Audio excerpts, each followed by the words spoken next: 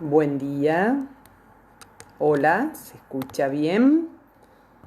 A ver si me indican.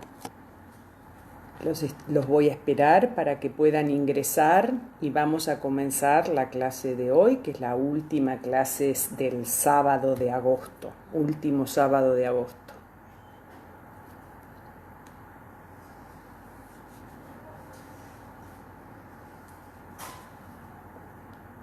Bien.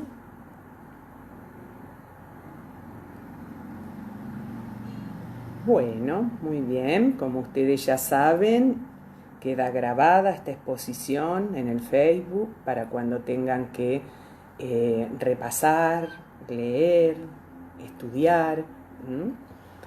Bien. Bueno, me están indicando que se escucha bien, siguen ingresando.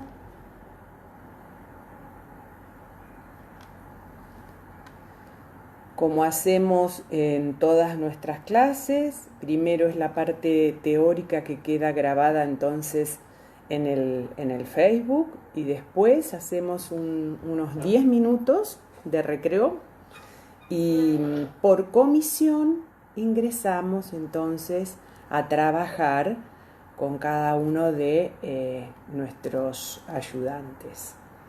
Ya les han indicado, habrán visto que la página de Facebook tiene otro formato donde ustedes pueden encontrar todo el material. Buen día, chicos. Buen día, buen día. Adelante. Vayan ubicando en pantalla el modelo de la comunicación. Vayan ubicando ese modelo. Así podemos ir trabajando con él. Le voy haciendo algunas indicaciones puntuales. Ustedes tienen dos modelos, cualquiera de los dos pueden recuperar del Face, tenerlo a mano y entonces trabajamos con eso. Vamos, vamos, despiértense. Bueno, comenzamos. Vamos a referirnos entonces a todos los elementos que constituyen el sistema comunicacional. Lo vamos a hacer teniendo en cuenta y teniendo también a mano en su lectura el documento de Daniel Prieto Castillo, donde él habla de cada uno de estos elementos, los define, da ejemplos y demás. Yo voy a tomar algunos nomás, simplemente a modo de explicación de aquellos que considero que a veces tienen más dificultad o aquellos que son más pertinentes en estos momentos de la carrera para ustedes. Nosotros hablamos, fíjense, no tanto de proceso de la comunicación.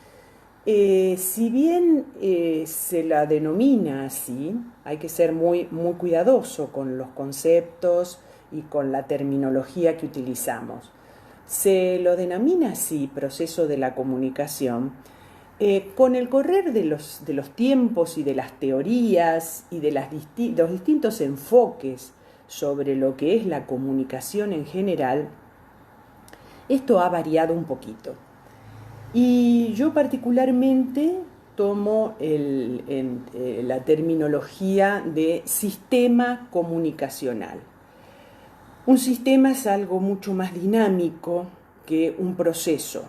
Un proceso nos da la idea de linealidad, la idea de causa y efecto. Y el acto mismo comunicacional es mucho más que todo eso.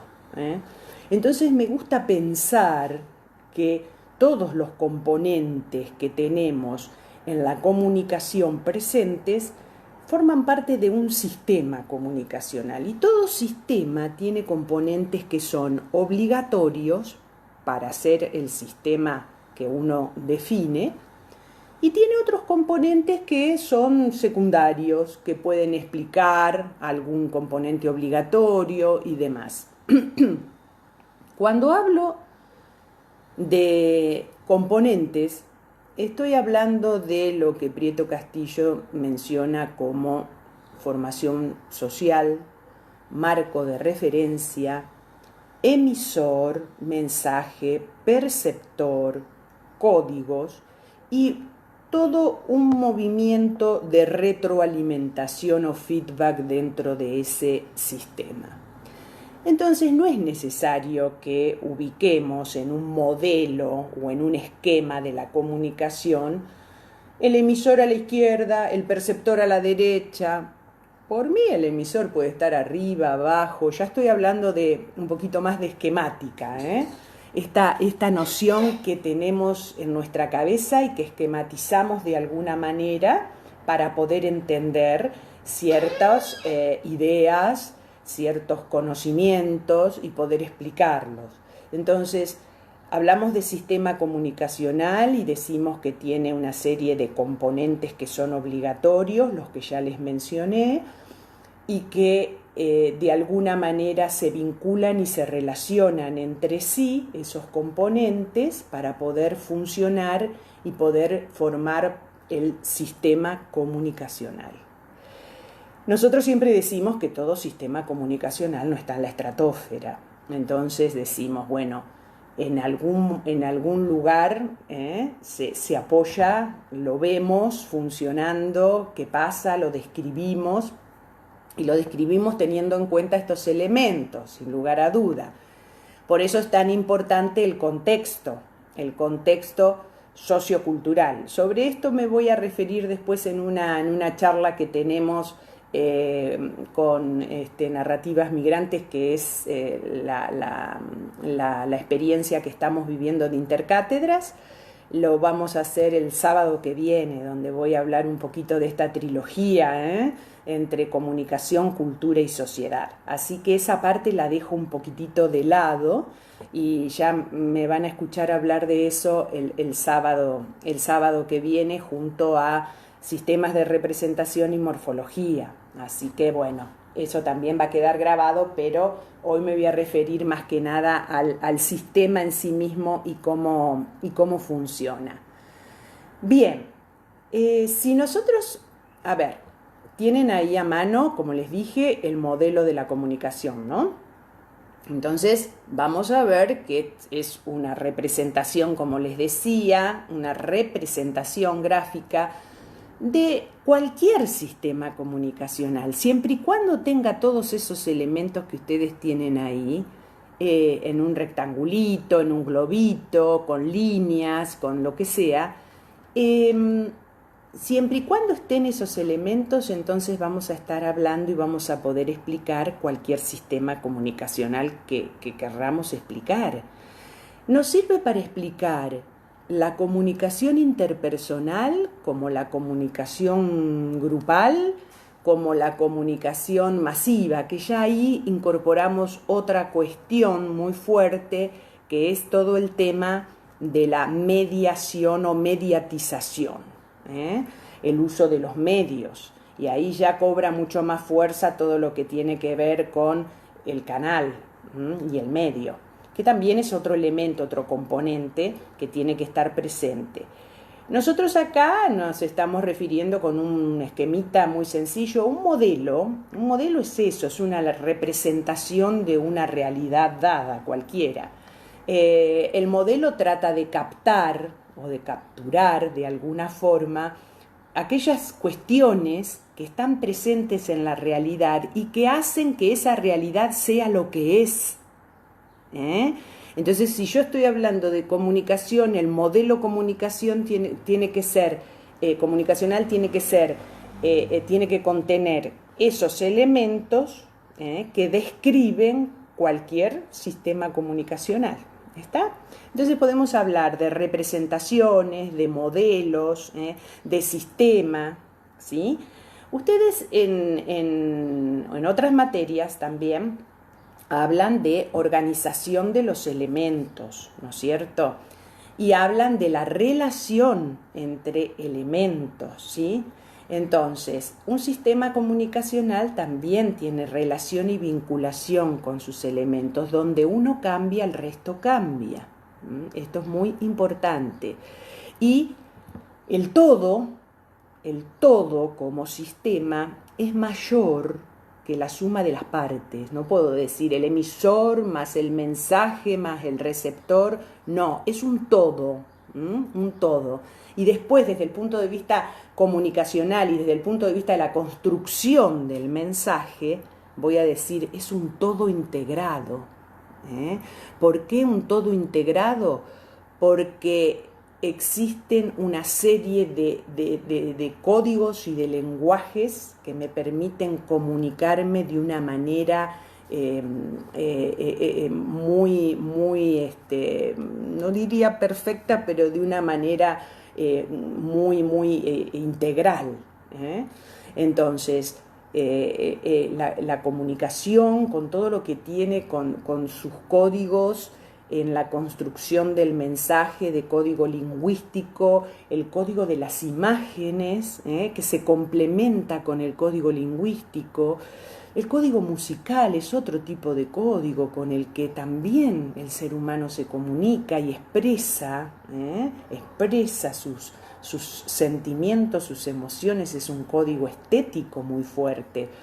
Tenemos el código gestual, el código de los gestos. Fíjense ustedes que a nosotros mismos como docentes nos faltan los gestos de ustedes para poder estar viendo y tener esta retroalimentación de nos están escuchando o no nos están escuchando, están preguntando o no qué les está pasando.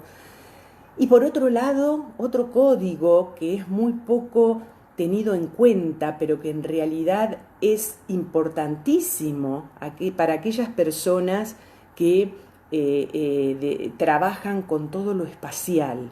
Es el código proxémico. Acuérdense de proximidad, entonces se van a acordar, proxémico, donde el espacio y la posición del hombre en ese espacio tiene mucho que comunicar. No es lo mismo estar de costado, de perfil, de frente, caminar en un espacio dado mientras se habla, ir de frente, ir de espalda, utilizar tarimas y ver a la gente desde arriba, no utilizar tarimas y ver a la gente de igual a igual. Todo eso comunica, todo eso habla, todo eso nos está indicando algo, pero hay que aprender a leerlo. Todo código hay que aprender a leerlo. Bien, vamos entonces, así les explico mejor qué es un código, porque ahí está el punto. Me encantaría poder conversar con ustedes y poder verificar de alguna manera qué entienden por código. En principio, bueno, ya lo leyeron ustedes a Prieto. Yo tengo acá en pantalla el documento de Prieto y he marcado algunas cositas a tener en cuenta. Por ejemplo, cuando se habla de marco de referencia. ¿Por qué es tan importante el marco? Él habla mucho de la vida cotidiana, de cómo se percibe en la vida cotidiana, que si percibimos de manera errada nos vamos a comunicar de manera errada, obviamente. Pero hay algo que yo quiero destacar para nosotros que vamos a comunicar y me interesa fundamentalmente, dice, les cabe el último párrafo antes de ir a los elementos, a ver si me pueden seguir. Dice, les cabe a quienes participan en relaciones más inmediatas, grupales o interpersonales. Dice, piénsese en las relaciones de padre-hijo y ahí da algunos ejemplos. Y al final de esa frase dice, insistimos, se emite de ser emisor, se percibe siempre dentro de contextos sociales caracterizados por relaciones inmediatas.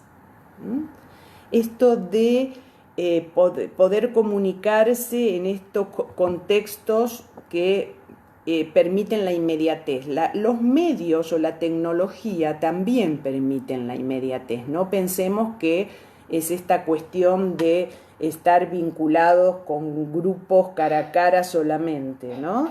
Sino que fíjense, cara a cara, les quiero decir sin intermediación, fíjense, a raíz, Prieto cuando escribe esto no estábamos en estas cuestiones desde el punto de vista de lo tecnológico tan fuerte, pero fíjense ustedes que para nosotros hoy en día, dentro de contextos sociales caracterizados por relaciones inmediatas, las relaciones inmediatas que tenemos están mediatizadas, están mediatizadas, entonces se emite, se percibe siempre dentro de este contexto. Por eso yo el otro día les decía cuando ustedes estaban en las comisiones, es nuestra realidad, chicos, quiero verlos, quiero verlos, es nuestro contexto, si están con una frazada porque hace frío, si están despeinados porque recién se levantaron, si están tomando mate, si están acariciando al perro, es lo que nos permite hoy por hoy este tipo de vínculo y de relación de los que trabajan en casa, de los que estudian en casa, es nuestro nuevo contexto social.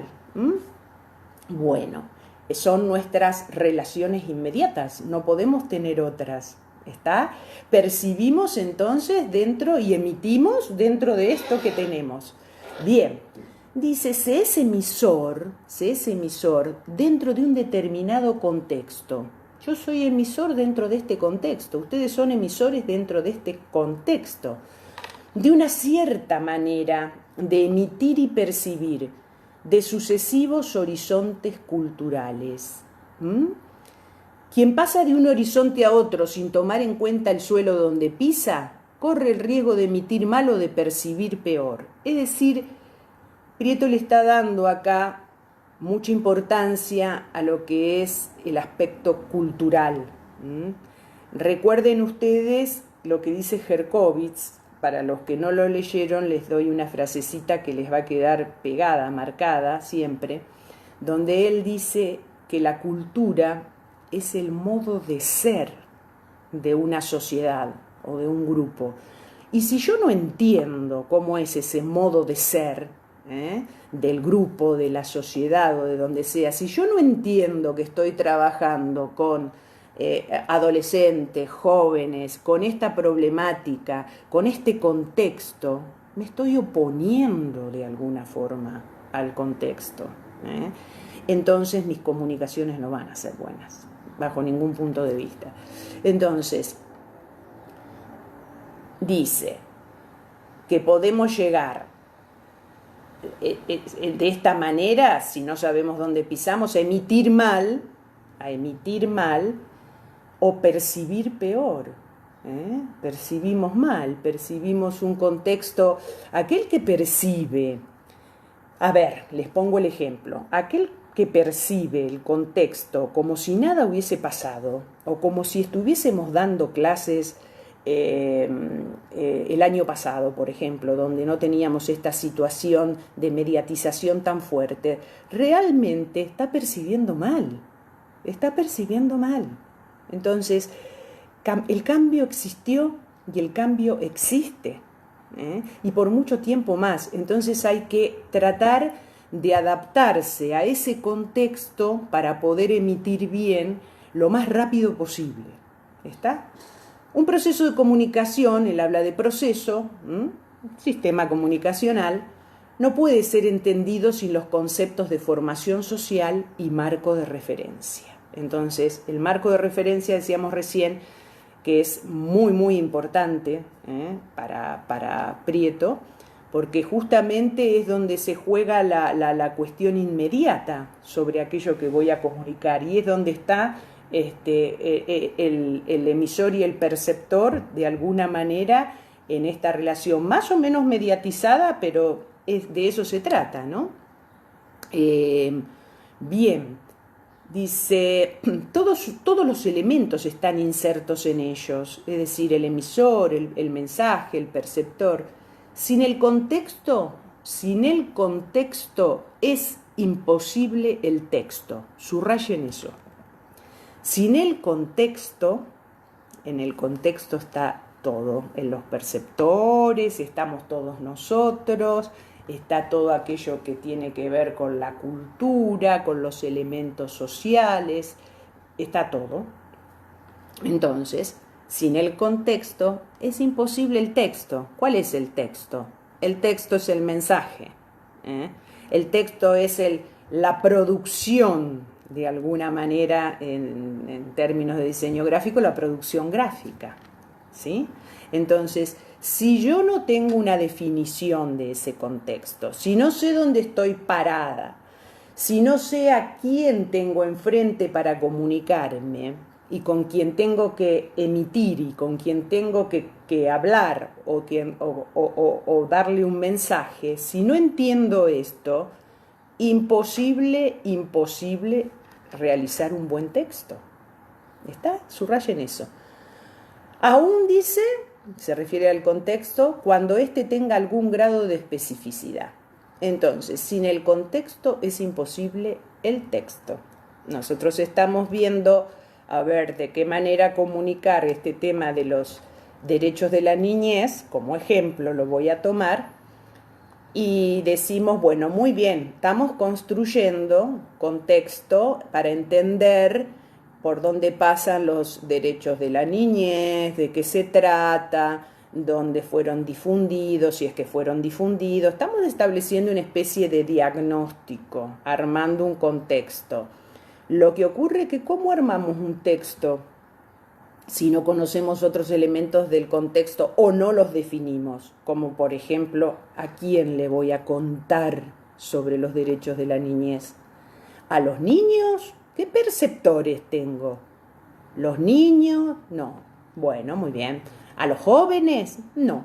Bueno, está bien. Son definiciones que tengo que tomar, y decisiones que tengo que tomar previas a la construcción del texto, porque en el contexto está el destinatario.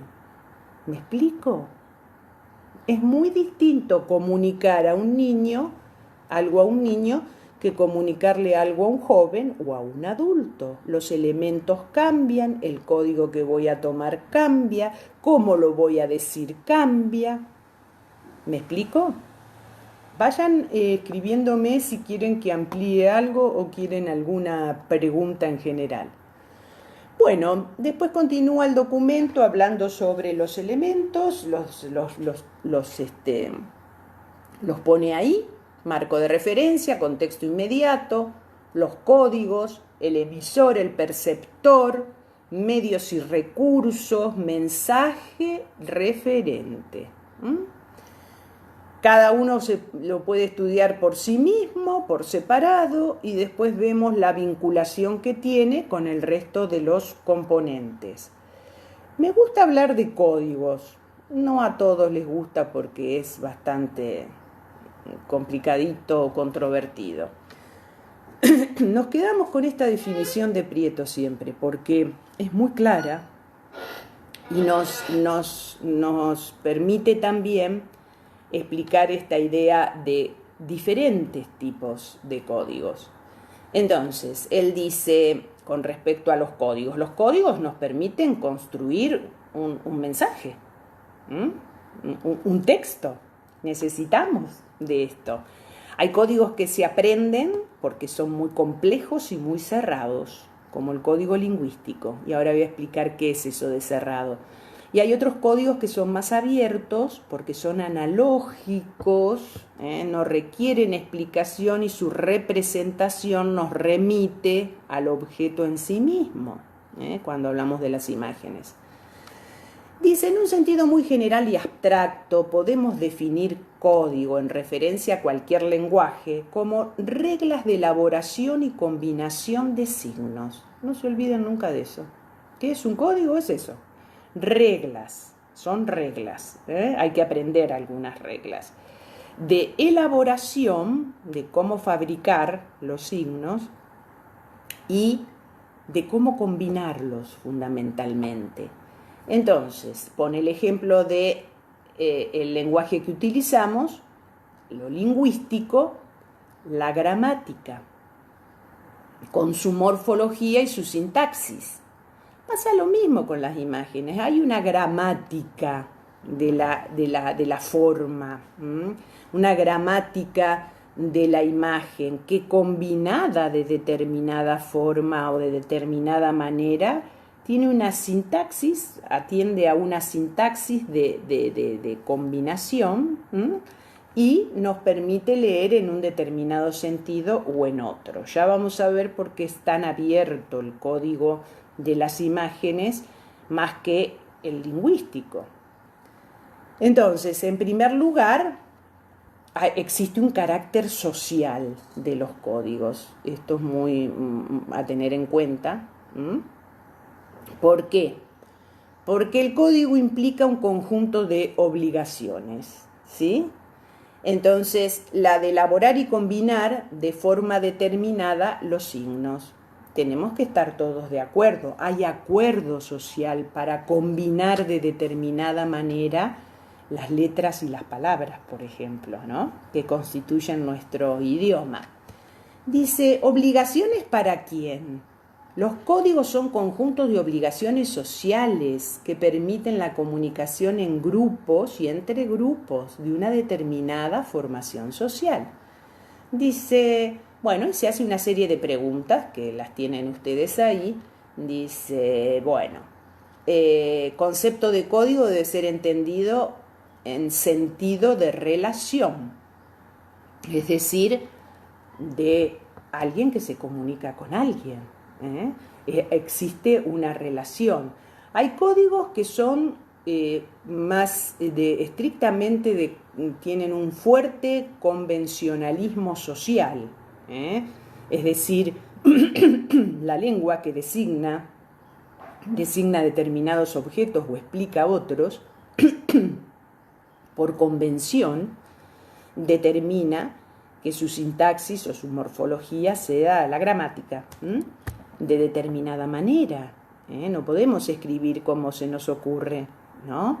Entonces tiene reglas de elaboración y combinación bastante rígidas, bastante estrictas, que es esa gramática que nos cuesta tanto aprender cuando iniciamos los primeros años en la primaria.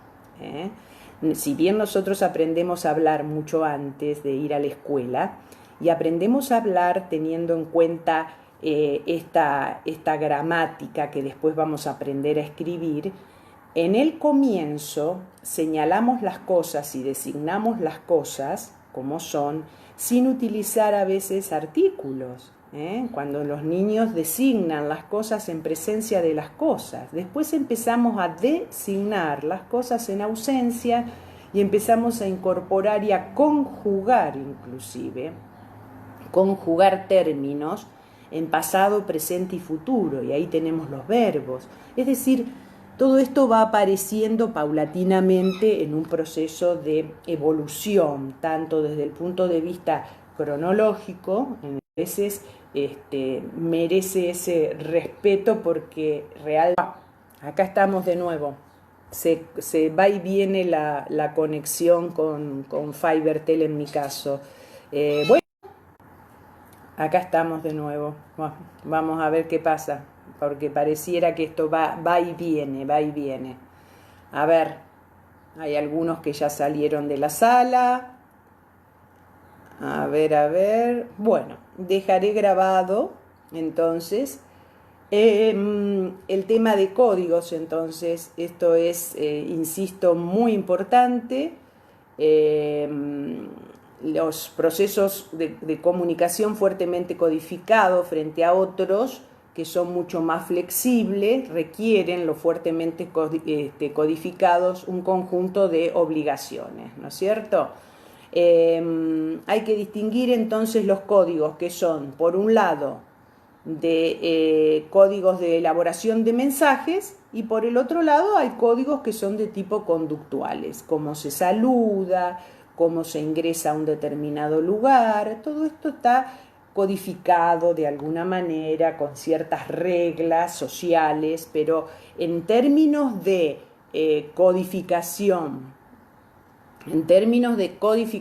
del mensaje, por excelencia nos manejamos con dos tipos de códigos, que es el código lingüístico y el código de las imágenes. Ambos son complementarios, aunque el tipo de signo es diferente y uno es mucho más riguroso y estricto que el otro. Por esto que decíamos recién, uno es fuertemente convencionalizado, el código lingüístico, Y el de las imágenes, de alguna manera, con los signos icónicos, nos remiten a los objetos que designan, presten atención a la terminología, por favor, nos remiten a los objetos que designan de una manera que se aproximan a ese objeto de manera analógica, más o menos, respetando esos elementos que tiene el objeto. Es decir, tenemos allí grados, que se dicen grados de iconicidad. A ver qué pasa por acá. Bueno, hay algunos alumnos que dejaron la sala. Voy a continuar, así queda entonces grabado esto y lo pueden releer. Respecto a algunos ejemplos de código, yo siempre les doy el código de la utilización, por ejemplo, de ciertos juegos que son muy reglados de reglas, ¿no? Y que con los mismos elementos podemos establecer distintos tipos de combinaciones y hacer diferentes tipos de juegos. Por ejemplo, cuando tenemos las barajas, las cartas, tenemos siempre las mismas cartas, pero podemos hacer con esas cartas, con esas barajas, diferentes tipos de juegos cuando las combinamos de diferentes maneras y cuando le damos reglas a los juegos diferentes. ¿Se entiende esto? Es decir, le otorgamos valores distintos a las cartas, le damos, por ejemplo, la cantidad de cartas que se dan para un juego son diferentes que para otro, con algunas jugamos con la carta tal cual nos indica su valor, pero en otros juegos lo cambiamos. Es decir, lo que hacemos ahí, tenemos la misma cantidad de cartas, las mismas figuras de cartas, pero lo que modificamos son las reglas del juego. Entonces ahí tenemos distintas reglas de elaboración y combinación. Por supuesto, entonces, ahí mismo vamos a poder jugar diferentes tipos de juego. Hay reglas de elaboración y combinación que son muy estrictas en determinados juegos y hay otras que son un poquito más abiertas. Todos hemos jugado a las cartas, así que el ejemplo vale y lo podemos entender mejor. A ver.